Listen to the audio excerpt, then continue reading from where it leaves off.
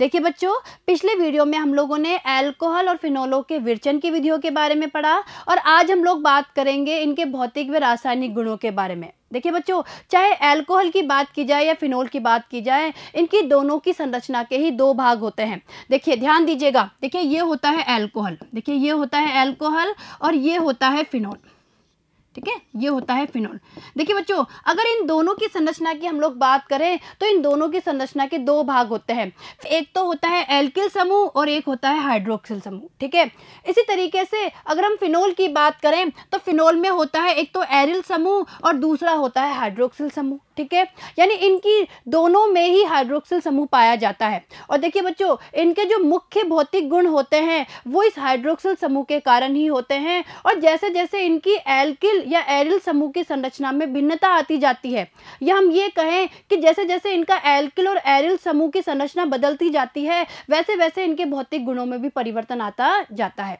तो सबसे पहले हम इनके भौतिक गुणों के ऊपर चर्चा कर लेते हैं। तो देखिए बच्चों, ध्यान दीजिएगा, पहला देखिए क्वथनांक। देखिए अल्कोहल तथा फिनोलों के क्वथनांक कार्बन परमाणुओं की संख्या में वृद्धि के साथ बढ़ते हैं क्योंकि वॉन डेर वाल्स बलों में वृद्धि होती है। तो देखिए बच्चों, चाहे अल्कोहलों की बात करें या फिनोलों की बात करें, जैसे जैसे इनमें कार्बन परमाणुओं की संख्या बढ़ती जाती है, इनका अणुभार बढ़ता जाता है, वैसे वैसे क्या होता है, इनके क्वथनांक में भी क्या होती जाती है, वृद्धि होती जाती है। ठीक है, आगे देखिए, अल्कोहल में शाखा बढ़ने से क्वथनांक में कमी आती है। देखिए बच्चों, जैसे जैसे शाखाएं बढ़ती है अल्कोहल में क्वथनांक में कमी आती है क्योंकि पृष्ठ क्षेत्रफल घटने लगता है, जिससे वॉन डेर वाल्स बल में कमी आती है। यानी कहने का मतलब है कि जैसे जैसे इनकी कार्बन श्रृंखला बढ़ती जाती है, वैसे वैसे तो क्या होता है, इनमें वॉन डेर वाल्स बल भी बढ़ता जाता है और क्वथनांक भी बढ़ता जाता है। लेकिन जैसे जैसे अल्कोहलों में शाखा बढ़ने लगती है, देखिए अब शाखाओं की बात कर रहे हैं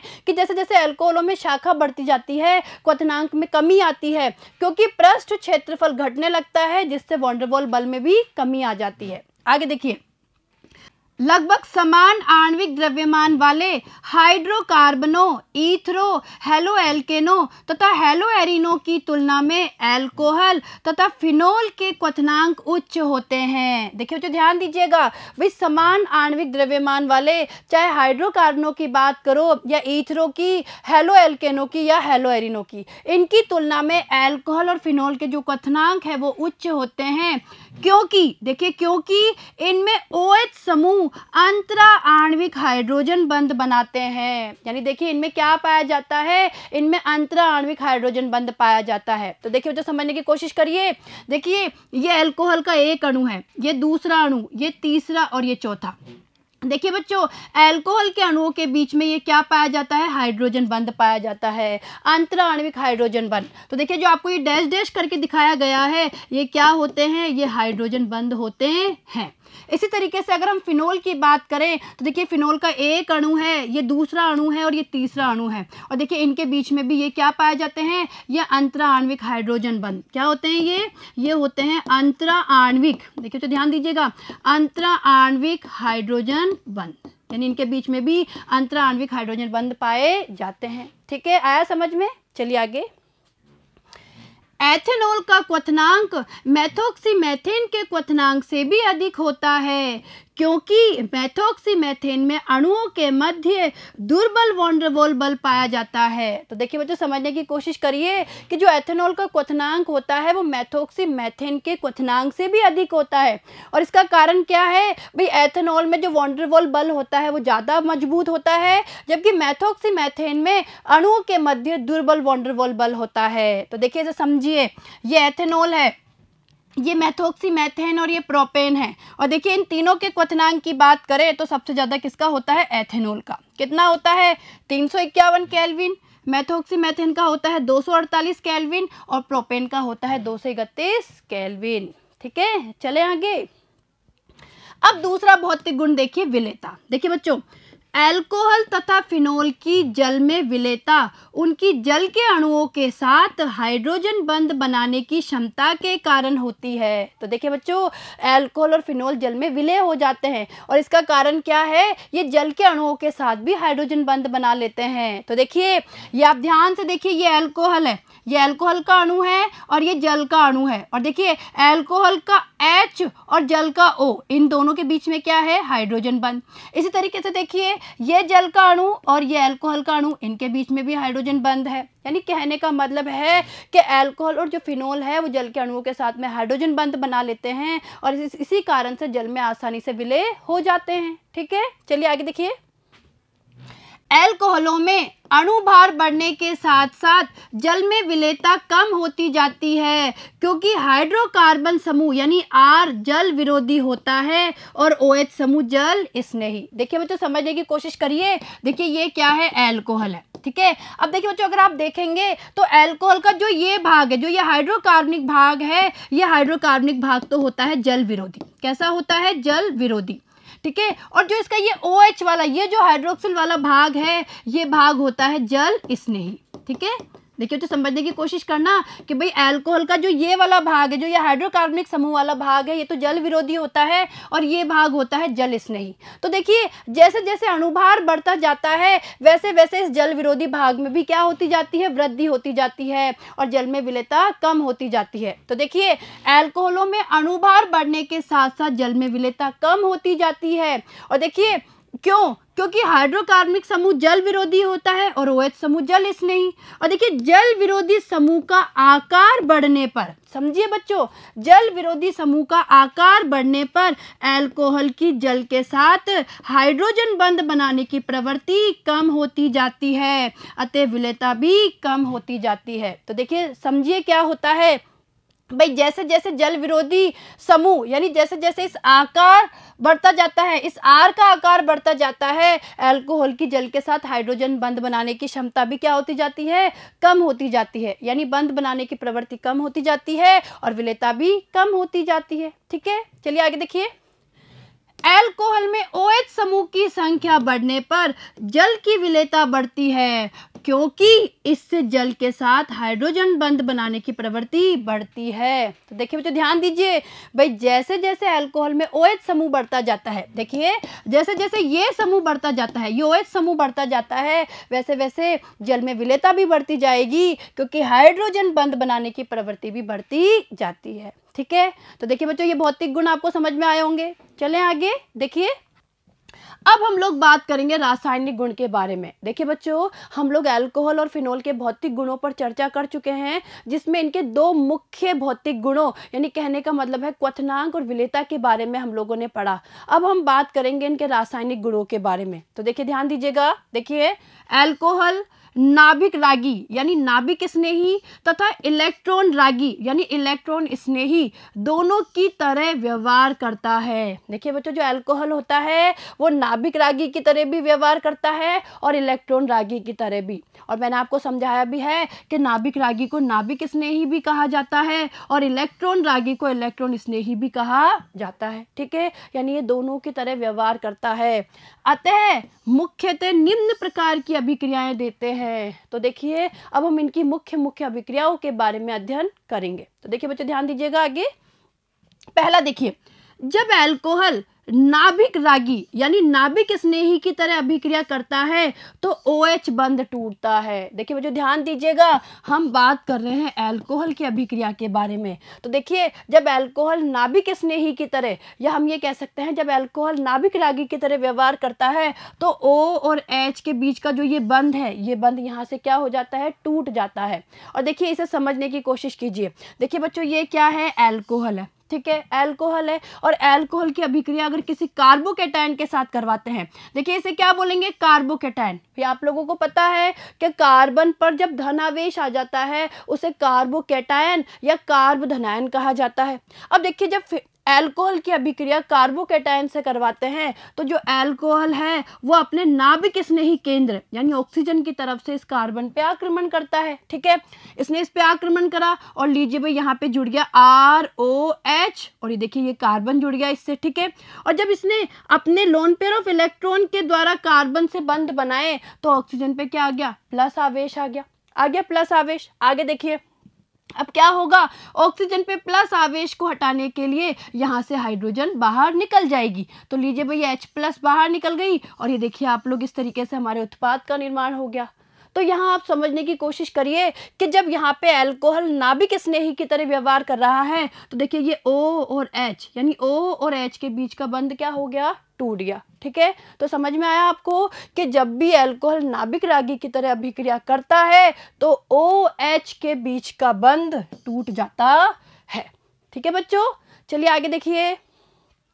दूसरा देखिए, जब अल्कोहल इलेक्ट्रॉन रागी यानी इलेक्ट्रॉन स्नेही की तरह अभिक्रिया करते हैं तो इनका CO बंध टूटता है। तो देखिए बच्चों ध्यान दीजिए, अगर हम लोग बात कर रहे हैं कि अल्कोहल जब इलेक्ट्रॉन रागी की तरह व्यवहार करता है तो ये बंध टूटता है। देखिए इस बंध से क्या मतलब है, कार्बन और ऑक्सीजन के बीच का बंध।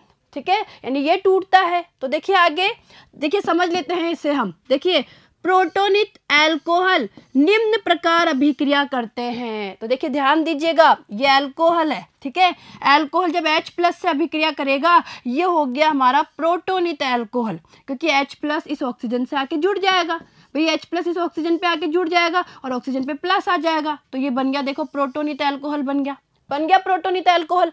आगे देखिए इस प्रोटोनित अल्कोहल पे Br- यानी ये नाभिक स्नेही आक्रमण करेगा। तो अब ये जो हमारा प्रोटोनित अल्कोहल है ये व्यवहार कर रहा है इलेक्ट्रॉन स्नेही की तरह। ठीक है, लीजिए भाई Br- जब इस पे आक्रमण करेगा, इसके कार्बन पे आक्रमण करेगा। ठीक है, तो देखिए यहाँ से ये OH2 समूह, ये जो OH2 समूह है ये जल के रूप में बाहर निकल जाएगा और ये क्या बन गया, BrCH2R। ठीक है, यानी कहने का मतलब है यहाँ पे क्या हो गया, जो OH समूह है OH समूह का Br के द्वारा क्या हो गया, प्रतिस्थापन हो गया।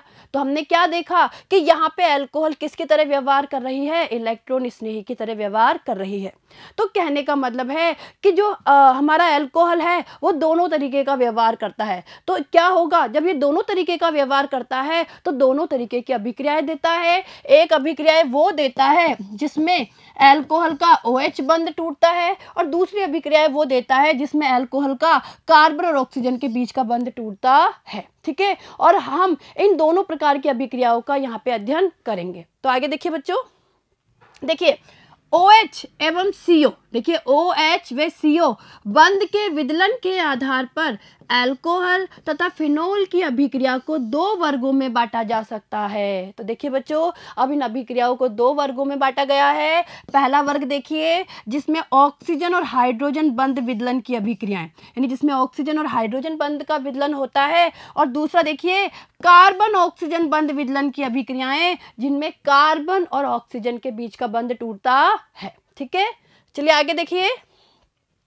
अब हम पहले प्रकार की अभिक्रियाएं पढ़ेंगे, OH बंध विदलन की अभिक्रियाएं। देखिए बच्चों, इन अभिक्रियाओं को बहुत ध्यान से समझने की कोशिश करना, क्योंकि यहाँ से परीक्षा में प्रश्न बनता ही बनता है और इसकी सारी अभिक्रियाएं इंपॉर्टेंट है। चलें आगे। तो देखिए सबसे पहले हम बात करेंगे OH बंध विदलन की अभिक्रियाएं और इसमें पहला है अल्कोहलो एवं फिनोल की अम्लता। देखिए बच्चों ध्यान दीजिए, हम अल्कोहल की बात करें या फिनोल की, देखिए ये अल्कोहल है और ये क्या है, फिनोल है। फिनोल को मैं ऐसे लिख सकती हूँ, फिनोल है। तो देखिए सबसे पहले हम बात कर रहे हैं जब OH बंध टूटता है तो इसके सबसे पहली अभिक्रियाएं जो हम पढ़ेंगे पहले प्रकार की वो है इनकी अम्लता। तो देखिए बच्चों ध्यान दीजिए, अगर अल्कोहल में से H निकल जाता है या ये हमारे फिनोल में से H निकल जाता है और किसके रूप में, H+ के रूप में, तो ये फिनोल और अल्कोहल की अम्लीय प्रकृति को प्रदर्शित करता है। ठीक है, यानी इससे हमें क्या पता लगता है, अल्कोहल की और फिनोल की अम्लीय प्रकृति के बारे में पता लगता है। और अब हम यहाँ पे इसी का अध्ययन करने वाले हैं कि किन किन अभिक्रियाओं के माध्यम से हमें अल्कोहल की और फिनोल की अम्लीय प्रवृत्ति के बारे में पता चलता है। तो आगे देखिए, इसमें पहला देखिए धातुओं के साथ अभिक्रियाएं। सबसे पहले हम बात करेंगे धातुओं के साथ अभिक्रियाओं की। तो देखिए अल्कोहल और फिनोल सक्रिय धातुओं जैसे सोडियम, पोटेशियम तथा एल्यूमिनियम के साथ अभिक्रिया करके संगत एल्कोक्साइड, फिनोक्साइड एवं हाइड्रोजन देते हैं। तो देखिए बच्चे ध्यान दीजिए कि जब अल्कोहल और फिनोल की अभिक्रिया हम सक्रिय धातुओं के साथ करवाते हैं, जैसे सोडियम है, पोटेशियम है, एल्यूमिनियम है, तो हमें एक तो मिलता है एल्कोक्साइड या मिलता है फिनोक्साइड, ठीक है, और साथ में हाइड्रोजन। तो देखिए समझने की कोशिश करिए। देखिए ये अल्कोहल है, अल्कोहल की अभिक्रिया हम करवा रहे हैं सोडियम धातु के साथ में। भाई समझने की कोशिश करना, अल्कोहल है और अल्कोहल की अभिक्रिया हम सोडियम धातु के साथ में करवा रहे हैं। क्या होगा, O और H के बीच का बंध टूटेगा, ठीक है। लीजिए भाई, एक तो H2 बाहर निकल गई और साथ में देखिए सोडियम यहाँ हाइड्रोजन की जगह आके जुड़ जाएगा और ये बन गया सोडियम एल्कोक्साइड। ये क्या हो गया, इसे कहा जाता है सोडियम एल्कोक्साइड। और देखिए इस अभिक्रिया को ध्यान से देखेंगे तो ऑक्सीजन और हाइड्रोजन के बीच का जो ये बंध है, ये बंध क्या होता है, यहाँ पे टूटता है। तो हमें क्या पता लग रहा है इसकी अम्लीय प्रवृत्ति के बारे में, ठीक है। आगे देखिए, देखिए बच्चों ये भी अल्कोहल है, तृतीयक ब्यूटिल अल्कोहल। क्या है ये, तृतीयक ब्यूटिल अल्कोहल है।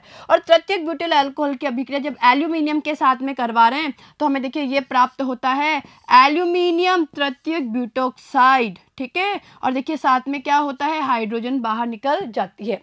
और ध्यान देना, जब हम इस अभिक्रिया की बात कर रहे हैं तो यहाँ पे अल्कोहल के दो अणु सोडियम धातु के दो परमाणुओं के साथ में अभिक्रिया कर रही है और सोडियम एल्कोक्साइड के भी क्या बन रहे हैं, दो अणु बन रहे हैं, ठीक है।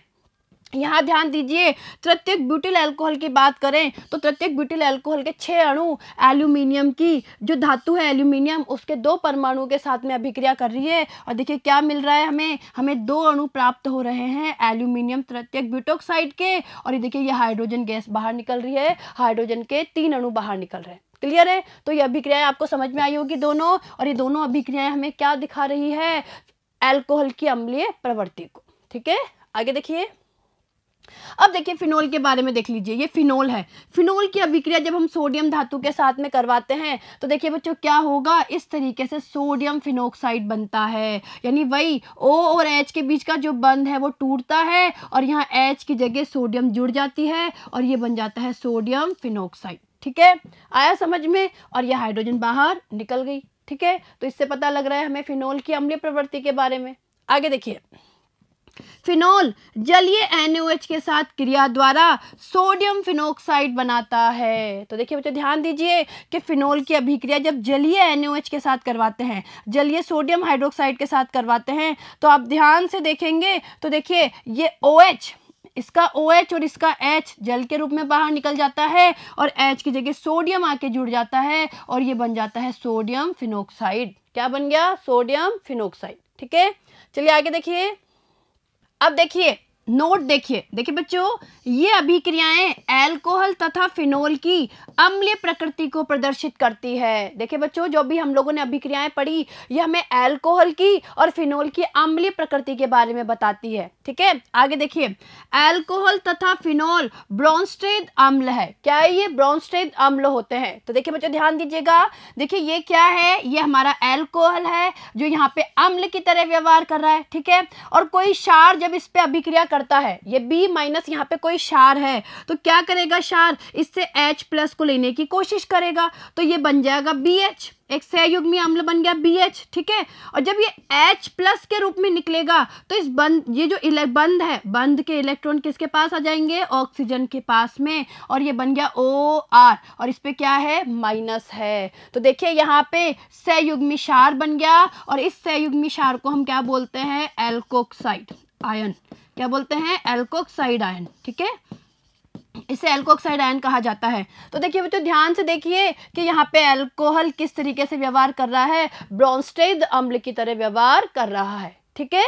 चलिए आगे देखिए, अब देखिए दूसरा, देखिए अल्कोहलों की अम्लता। देखिए बच्चों ध्यान दीजिएगा, अल्कोहल अम्लीय प्रकृति के होते हैं क्योंकि OH बंध ध्रुवीय होता है। भाई इसमें जो OH बंध होता है वो ध्रुवीय होता है जिससे इनमें H+ देने की प्रवृत्ति होती है, जिससे इनमें क्या होती है, H+ देने की प्रवृत्ति। आगे देखिए, इसमें एल्किल समूहों के इलेक्ट्रॉन दाता प्रभाव यानी +I प्रभाव के कारण ऑक्सीजन पर इलेक्ट्रॉन घनत्व बढ़ जाता है। देखिए बच्चों ध्यान देना कि भाई अल्कोहल में क्या होता है, एल्किल समूह के इलेक्ट्रॉन दाता प्रभाव यानी प्लस आई प्रभाव के कारण ऑक्सीजन पे क्या हो जाता है, इलेक्ट्रॉन घनत्व बढ़ जाता है, जिससे OH बंध की ध्रुवता कम हो जाती है। यानी इससे क्या होती है, जो OH बंध की ध्रुवता है उसमें कमी आती है। ठीक है, आगे देखिए, इससे अम्लीय प्रबलता भी कम हो जाती है। देखिए बच्चों इससे क्या होता है, अम्लीय प्रबलता भी कम हो जाती है।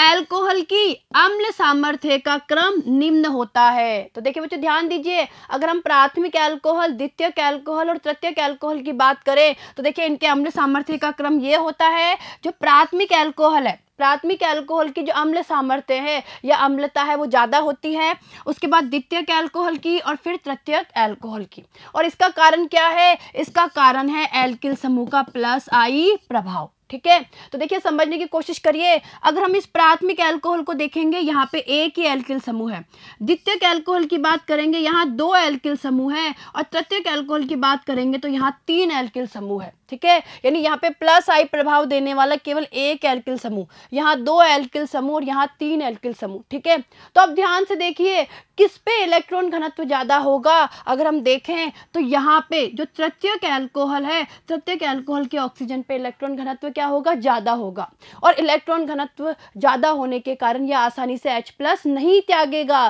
तो देखिए क्या होगा, H+ आसानी से नहीं त्यागने के कारण ही तृतीयक अल्कोहल की अम्ल सामर्थ्य क्या होती है, कम होती है। ठीक है, तो आप लोगों को समझ में आया होगा ये अम्ल सामर्थ्य का क्रम कि सबसे ज़्यादा अम्लता किसकी होती है, प्राथमिक अल्कोहल की, फिर द्वितीयक अल्कोहल की और फिर तृतीयक अल्कोहल की, और इसका सीधा सीधा कारण है एल्किल समूह का प्लस आई प्रभाव। ठीक है, चलें आगे।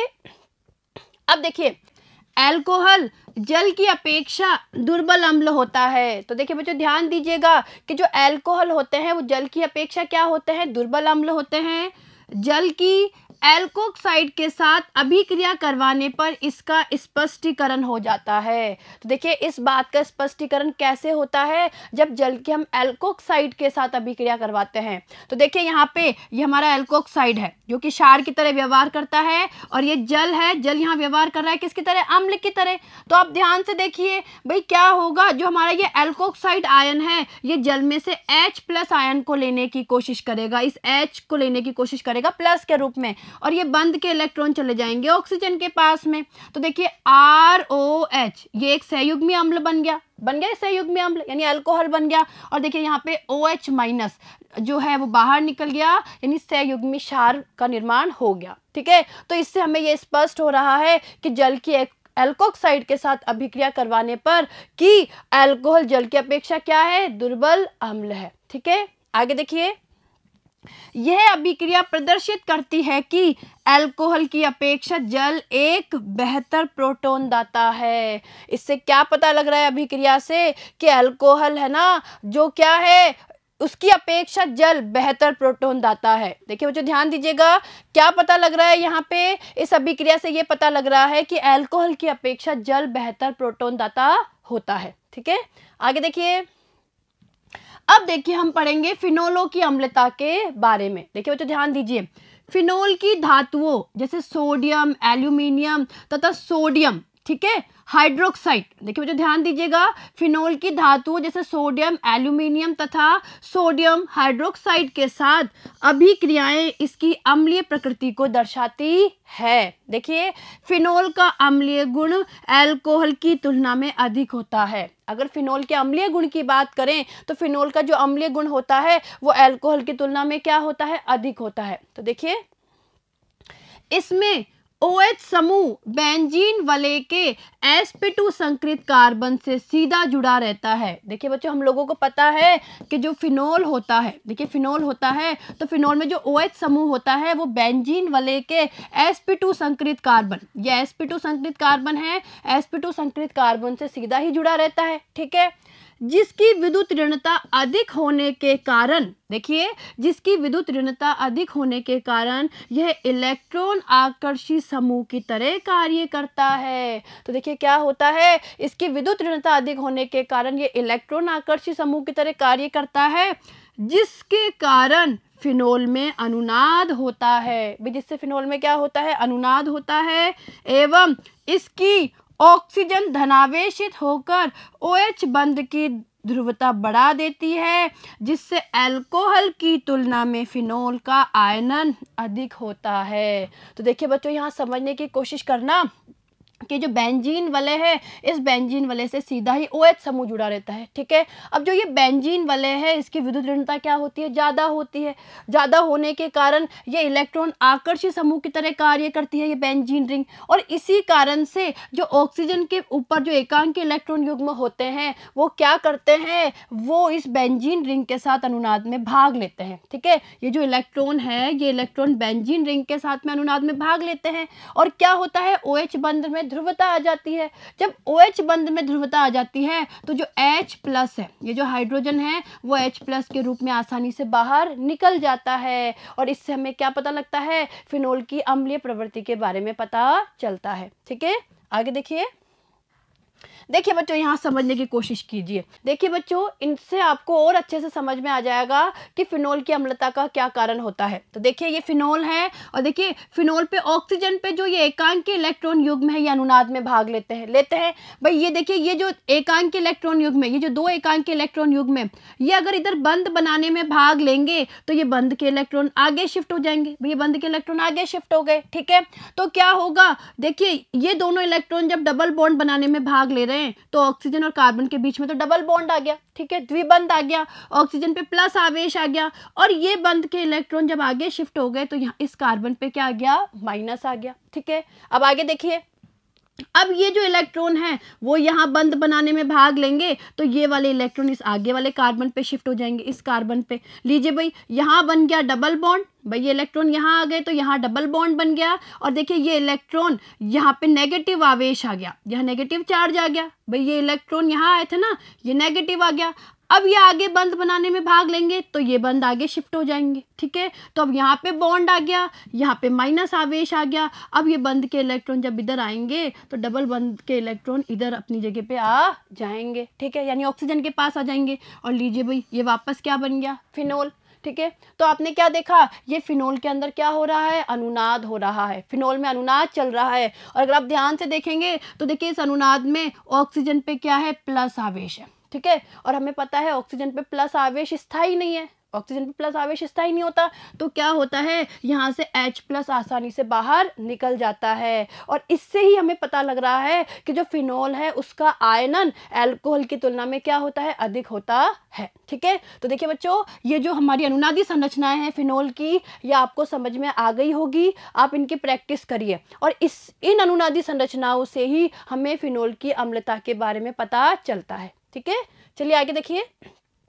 अब आगे देखिए, अल्कोहल तथा फिनोल का आयनन निम्न प्रकार होता है। अब देखिए एक बार हम लोग अल्कोहल और फिनोल के आयनन को देख लेते हैं। तो देखिए अल्कोहल का आयनन कैसे होगा, ये बंध टूटेगा, ये H+ और ये OR-, यानी ये बन गया एल्कोक्साइड आयन। ठीक है, इधर देखिए फिनोल है, अगर हम फिनोल के आयनन की बात करें तो OH के बीच का बंध टूटेगा, ये H+ और ये जो बनेगा, ये जो आयन बनेगा, इस आयन को कहते हैं फिनोक्साइड आयन। ठीक है, यानी कहने का मतलब है कि जब अल्कोहल का आयनन होता है, देखिए बच्चों, जब अल्कोहल का आयनन होता है तो एल्कोक्साइड आयन बनता है, और जब फिनोल का आयनन होता है तो फिनोक्साइड आयन का क्या होता है, निर्माण होता है। ठीक है, आगे देखिए।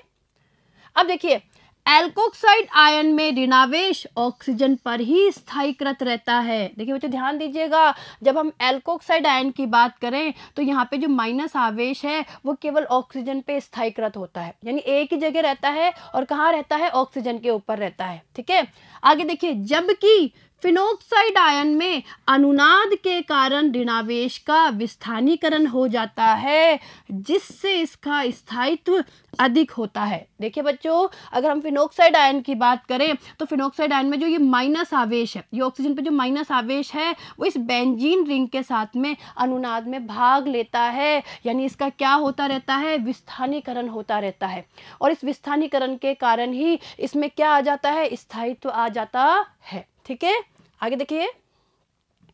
इसी कारण फिनोल का आयनन अल्कोहल की तुलना में अधिक होता है। तो देखिए इसी कारण से क्या होता है, फिनोल का आयनन अल्कोहल की तुलना में क्या होगा, अधिक होगा, जो इसके अधिक अम्लीय गुण के लिए उत्तरदायी है। यानी जो इसके किसके लिए उत्तरदायी है, अधिक अम्लीय गुण के लिए उत्तरदायी होता है।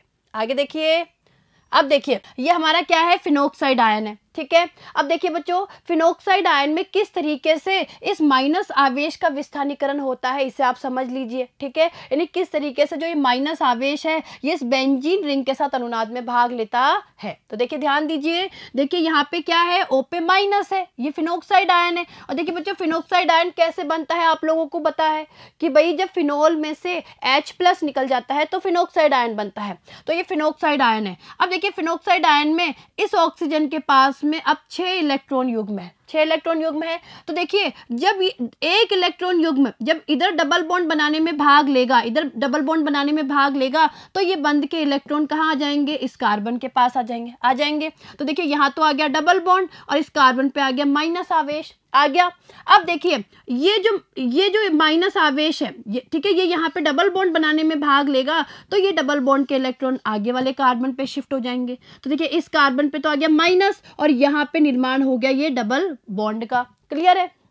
अब आगे देखिए, अब ये आवेश यहाँ आगे शिफ्ट होगा बॉन्ड बनाने के लिए, तो ये जो पाई बॉन्ड के इलेक्ट्रॉन है यहाँ पे आ जाएंगे इस कार्बन के पास में। तो लीजिए यहाँ तो आ गया डबल बॉन्ड, यहाँ आ गया माइनस आवेश, और अब जब ये इधर शिफ्ट होंगे तो ये डबल बॉन्ड के इलेक्ट्रॉन दोबारा ऑक्सीजन के पास चले जाएंगे। और देखिए दोबारा हमारा किसका निर्माण हो गया, फिनोक्साइड का, ठीक है। तो देखिए आप लोग किस तरीके से फिनोक्साइड में ये जो आवेश है, जो ऋणात्मक आवेश है, वो इस पूरे बेंजीन विलय में क्या कर रहा है, विस्थानीकरण कर रहा है। यानी ये जो माइनस आवेश है ये बेंजीन रिंग के साथ अनुनाद में भाग ले रहा है, ठीक है।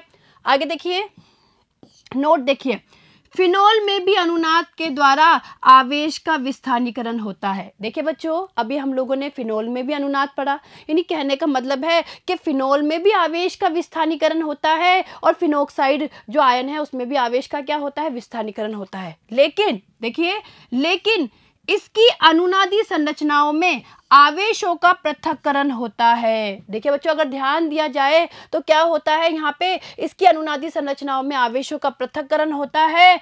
अतः फिनोक्साइड आयन की तुलना में फिनोल कम स्थायी होता है। देखिए अगर आप ध्यान देंगे, देखिए बच्चों अगर आप ध्यान देंगे तो अगर फिनोल को देखेंगे आप, तो फिनोल में हमने क्या देखा था कि वहाँ पे अनुनादी संरचनाओं में आवेशों का पृथक्करण हो जाता है। देखिए समझने की कोशिश करिए, देखिए बच्चों यहाँ समझने की कोशिश करिए। भाई यहाँ पे तो आ गया प्लस आवेश इस ऑक्सीजन पे, और जो बेंजीन रिंग के कार्बन है उस पे आता है ऋण आवेश। यानी यहाँ पे क्या हो गया, फिनोल में आवेशों का पृथक्करण हो गया, और इस आवेशों के पृथक्करण के कारण ही क्या होता है, फिनोक्साइड आयन की तुलना में फिनोल कम स्थायी होता है। यानी कहने का मतलब है कि फिनोक्साइड आयन अधिक स्थायी होता है, किसकी तुलना में, फिनोल की तुलना में, जबकि दोनों में ही अनुनाद पाया जाता है, ठीक है। तो देखिए बच्चों, ये आपको जो फिनोक्साइड आयन की अनुनादी संरचनाएं हैं ये बहुत अच्छे से समझ में आई होगी, ठीक है। चले आगे देखिए फिनोल में इलेक्ट्रॉन आकर्षी समूह यानी -I प्रभाव जुड़ने पर इसके अम्लीय गुण में वृद्धि होती है। देखिए बच्चों ध्यान दीजिएगा कि फिनोल में अगर इलेक्ट्रॉन आकर्षी समूह यानी -I प्रभाव वाला समूह जुड़ जाता है तो अम्लीय गुण में वृद्धि होती है। जब ये समूह ऑर्थो तथा पैरा स्थितियों पर उपस्थित होते हैं तो यह प्रभाव अधिक प्रबल हो जाता है। तो देखिए बच्चों ध्यान दीजिएगा, ये हमारा फिनोल है, ठीक है, फिनोल है। अगर फिनोल पे कोई -I प्रभाव वाला समूह जुड़ा हुआ रहता है तो इसके अम्लीय गुण में क्या हो जाती है, वृद्धि हो जाती है। और जब ये समूह ऑर्थो पे या पैरा पे जुड़े हुए रहते हैं, यानी कहने का मतलब है कि -I प्रभाव वाले समूह अगर ऑर्थो या पैरा स्थितियों पे जुड़े हुए रहते हैं तो अम्लीय गुण में ज़्यादा वृद्धि होती है। और देखिए बच्चों इसका कारण क्या है, क्योंकि फिनोक्साइड आयन के ऋणावेश का विस्थानीकरण अधिक मात्रा में होता है। तो देखिए बच्चों इसका कारण क्या है, इसका कारण है कि जो फिनोल और फिनोक्साइड की जो अनुनादी संरचनाएं होती है उनमें जो ऋणावेश का विस्थानीकरण होता है वो ऑर्थो और पैरा पोजीशन पे होता है। और देखिए इसे हम अनुनादी संरचनाओं से समझ सकते हैं। देखिए बच्चों ध्यान दीजिएगा, देखिए अगर आप फिनोक्साइड की अनुनादी संरचनाएं देखेंगे तो देखिए जो माइनस आवेश का विस्थानीकरण हो रहा है वो ऑर्थो और पैरा स्थितियों पे हो रहा है। देखिए ऑर्थो पे, पैरा पे, फिर ऑर्थो पे, ठीक है। इसी तरीके से अगर हम फिनोल की बात करें देखिए ध्यान दीजिए, अगर हम फिनोल की बात करें तो फिनोल में भी ऋणावेश का विस्थानीकरण ऑर्थो पे, पैरा पे और ऑर्थो स्थितियों पे ही होता है। यानी कहने का मतलब है कि अगर फिनोल की ऑर्थो या पैरा पोजीशन पे -I प्रभाव वाला समूह जुड़ा रहता है तो अम्लीय गुण में अधिक वृद्धि होती है। ठीक है, चलिए आगे देखिए। फिनोल में इलेक्ट्रॉन प्रतिकर्षी समूह, देखिए आप ध्यान दीजिएगा कि अगर फिनोल में इलेक्ट्रॉन प्रतिकर्षी समूह यानी +I प्रभाव वाले जैसे CH3, C2H5 ये जुड़े होते हैं तो अम्लीय गुण कम हो जाता है, क्योंकि ये समूह फिनोक्साइड आयन के स्थायित्व में कमी कर देते हैं, जिससे OH बंध का आयनन क्या हो जाता है, कम। तो देखिए बच्चों, अगर फिनोल में +I प्रभाव वाले समूह जैसे कोई मैथिल समूह है, कोई एथिल समूह है, अगर ये समूह जुड़े हुए रहते हैं तो ये फिनोल की अम्लता में क्या कर देते हैं, कमी कर देते हैं। ठीक है, और इससे क्या होता है, OH बंध का आयनन कम हो जाता है। जब OH बंध का आयनन ही कम होगा तो अम्लीय प्रवृत्ति अपने आप ही कम हो जाएगी। चलें आगे। अब देखिए ये दूसरी अभिक्रियाएं क्या है, एस्टरीकरण। देखिए बच्चों, हम लोग अल्कोहल और फिनोल के OH बंध विदलन की अभिक्रियाएं पढ़ रहे थे, ठीक है, जिसमें से हम लोगों ने अल्कोहल और फिनोल की अम्लीय प्रवृत्ति के बारे में पढ़ लिया था। और दूसरी अभिक्रियाएं हैं एस्टरीकरण। तो देखिए ध्यान दीजिएगा, अल्कोहल और फिनोल कार्बोक्सिलिक अम्लों, अम्ल क्लोराइडो एवं अम्ल एनहाइड्राइडो के साथ अभिक्रिया करके एस्टर बनाती है। तो देखिए बच्चों ध्यान दीजिएगा कि जो अल्कोहल और फिनोल होते हैं वो कार्बोक्सिलिक अम्लों के साथ में, अम्ल क्लोराइडो के साथ में और अम्ल एनहाइड्राइडो के साथ क्रिया करके क्या बनाते हैं, एस्टर बनाते हैं। ठीक है, देखिए यह अभिक्रिया अम्ल की उपस्थिति में होती है। और यह अभिक्रिया कैसे संपन्न होती है, अम्ल की उपस्थिति में। तो देखिए बच्चों, ऐसे कार्बनिक यौगिक जिनमें यह समूह पाया जाता है, देखिए इन्हें कहते हैं हम लोग कार्बोक्सिलिक अम्ल। क्या कहते हैं, कार्बोक्सिलिक अम्ल। और देखिए जिनमें यह समूह पाया जाता है, ठीक है, और यहाँ कोई एल्किल समूह जुड़ा हुआ है, इन्हें कहते हैं अम्ल क्लोराइड। और देखिए जिनमें यह समूह पाया जाता है, यह समूह पाया जाता है और दोनों तरफ जुड़े हुए हैं एल्किल समूह, इसे कहते हैं हम लोग अम्ल एनहाइड्राइड। ठीक है, तो ये कार्बोक्सिलिक अम्ल होते हैं, ये अम्ल क्लोराइड होते हैं और ये होते हैं हमारे अम्ल एनहाइड्राइड। ठीक है, आगे देखिए अभिक्रिया, देखिए अल्कोहल है, अल्कोहल की अभिक्रिया हम लोग करवा रहे हैं कार्बोक्सिलिक अम्लों के साथ में। ठीक है, देखिए ये OH बंध टूटेगा, ये OH बंध टूटेगा, ये H और OH ये जल के रूप में बाहर निकल गए। ठीक है, और देखिए R-COOR ये जुड़ के इन्होंने क्या बना लिया, एस्टर का निर्माण कर लिया। ठीक है, आगे देखिए फिनोल है, फिनोल की अभिक्रिया कार्बोक्सिलिक अम्ल के साथ करवा रहे हैं अम्ल की उपस्थिति में। यहाँ पे भी देखिए ये H और OH, ये H और OH मिलके जल बना लेंगे और ये क्या बन गया, एस्टर का क्या हो गया, निर्माण। ठीक है, आगे देखिए, देखिए ऐसे ही देखिए अल्कोहल की अभिक्रिया हम लोग किसके साथ करवा रहे हैं, हम लोग करवा रहे हैं अम्ल एनहाइड्राइड के साथ में। तो देखिए क्या होगा, ये OH बंध टूटेगा, ये H और ये इस तरीके से देखिए, तो एक तो हमें क्या मिल जाएगा इसमें, कार्बोक्सिलिक अम्ल, ये कार्बोक्सिलिक अम्ल मिल जाएगा। देखिए कार्बोक्सिलिक अम्ल बन गया और R-C+OOR ये हमें मिल जाएगा एस्टर। ठीक है, आई समझ में अभिक्रिया। आगे देखिए, यह अभिक्रिया उत्क्रमणीय होती है और देखिए अम्ल क्लोराइडों के साथ अभिक्रिया क्षार की उपस्थिति में होती है। तो देखिए बच्चों, जो अम्ल क्लोराइड होते हैं वो क्षार की उपस्थिति में अभिक्रिया करते हैं। तो आगे देखिए, देखिए ये क्या है, अल्कोहल है, अम्ल क्लोराइड के साथ अभिक्रिया करवा रहे हैं, तो ये H और Cl, देखिए H और Cl HCl के रूप में बाहर निकल जाते हैं। ठीक है, और देखिए R-C+OOR ये क्या बन गया, एस्टर, एस्टर का निर्माण हो गया। आगे देखिए, ऐसे देखिए फिनोल है, फिनोल की अभिक्रिया हम लोग करवा रहे हैं अम्ल क्लोराइड के साथ में, ये H और Cl HCl के रूप में निकल जाएंगे और R-C+OOR देखिए ये हमारा क्या बन गया, एस्टर का निर्माण हो गया। ठीक है, आगे देखिए, नोट देखिए, अल्कोहल तथा फिनोल में एसिटिल समूह का प्रवेश एसिटिलन या एसिटिलीकरण कहलाता है। तो देखिए बच्चों ध्यान दीजिएगा कि अल्कोहल तथा फिनोल में अगर एसिटिल समूह आ जाता है इसे कहते हैं एसिटिलन या एसिटिलीकरण। ठीक है, आगे देखिए, देखिए एस्पिरिन सैलिसिलिक अम्ल के एसिटिलन के कारण प्राप्त होती है। तो देखिए बच्चों ध्यान दीजिएगा, ये सैलिसिलिक अम्ल है।